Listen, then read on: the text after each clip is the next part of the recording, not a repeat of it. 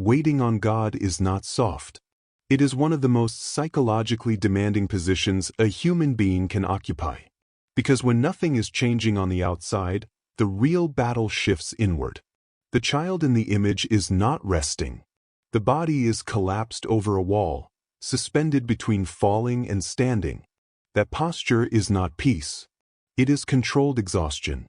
This is what faith looks like when power is removed from your hands. You cannot force timing. You cannot negotiate outcomes. You cannot accelerate answers.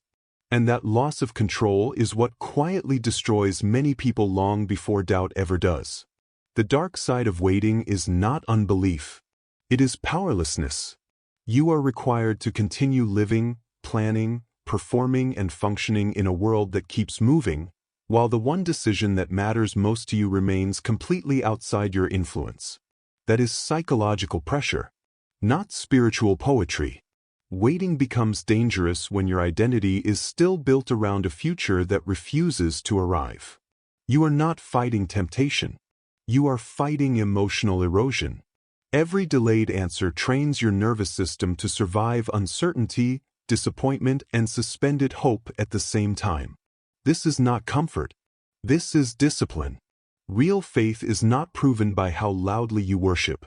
It is proven by how stable you remain when you cannot control what happens next. Power in waiting is not optimism. Power is the ability to stay internally structured while God remains externally silent. That is unshakable faith. Not the bright kind people celebrate. The dark, trained, resilient kind that does not collapse simply because heaven refuses to explain its timing. The most dangerous misunderstanding about waiting on God is that it is passive. It is not. Waiting removes your ability to act on outcomes, but it does not remove your responsibility to remain psychologically stable while those outcomes remain suspended. That is a brutal power position, because control is one of the deepest human needs. Not comfort, not pleasure. When progress stalls, the mind looks for something, anything, it can still influence. This is why prolonged waiting quietly tempts people into emotional manipulation, spiritual shortcuts, and desperate reinterpretations of God's voice. Not because they are rebellious, because helplessness is intolerable for the nervous system.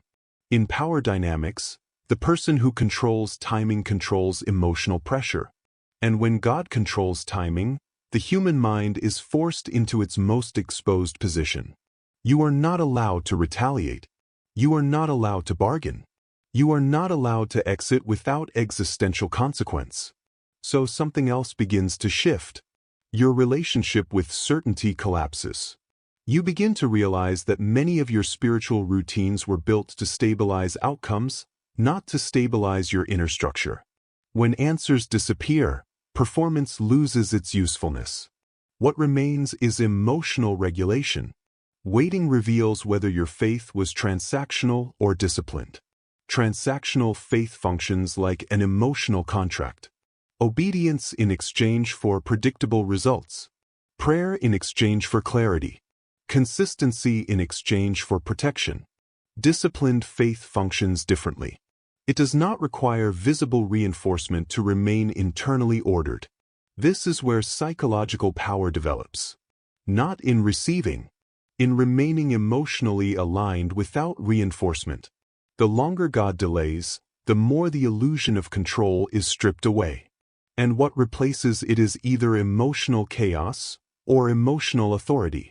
Emotional authority is the ability to stay internally governed when external reality refuses to cooperate.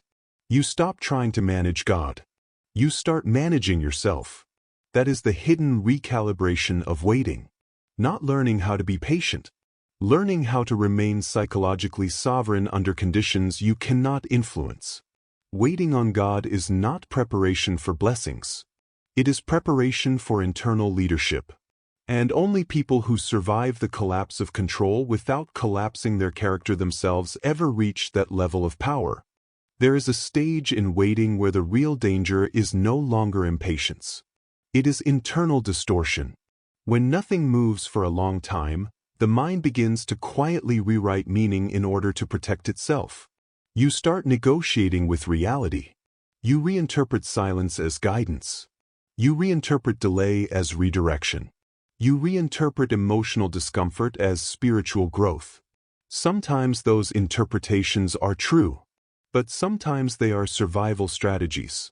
And the difference matters, because power is not the ability to remain hopeful. Power is the ability to remain honest with yourself while you are still hopeful. Long waiting periods expose a subtle psychological vulnerability. Your brain begins to search for narrative closure, not because you need answers, but because unresolved tension is neurologically exhausting. The human nervous system is not built to remain in prolonged suspense without compensating mechanisms. So it begins to create internal explanations. You read signs into coincidences. You overweight random affirmations. You attach divine meaning to emotional relief. Not because God is absent, but because your mind is desperate for emotional regulation. This is where spiritual distortion becomes attractive. Not false doctrine. Emotional distortion. You begin to soften uncomfortable truths. Maybe the relationship is already dead. Maybe the opportunity has already closed. Maybe the direction you are waiting for is no longer available. But acknowledging that would collapse the future you are still psychologically inhabiting. So you delay acceptance. And delay quietly becomes denial. This is the most dangerous part of waiting. Not doubt. Self-deception. The dark psychology of hope is that it can protect your identity while quietly eroding your perception. You stop asking hard internal questions. You stop challenging your interpretations. You stop distinguishing between divine silence and emotional avoidance. Waiting becomes a place where you feel spiritually safe, while your emotional clarity slowly dissolves. And power always requires clarity. Not comfort. Not reassurance. Clarity. Real spiritual strength is not remaining positive while you wait. It is remaining perceptive. It is retaining the ability to see reality accurately, even when that reality threatens the future you still want God to create.